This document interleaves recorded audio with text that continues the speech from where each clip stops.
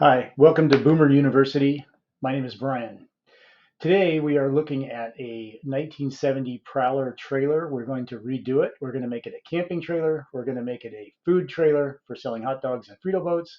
And then we're also going to turn it into a remote work trailer using Starlink where we can work remote. So stay tuned. It's going to be a long journey on this one. The trailer is pretty rough, so enjoy.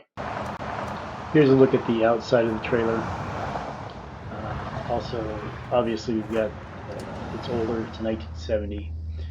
We've obviously got some issues with the wheels and the little bit of broken glass, but all the original glass is there. But I'm going to replace all that because I have to do a takeout window. And then also the roof is horrendous, so and I think I'm going to remove the air conditioner off the roof as well. It's making the roof cave in.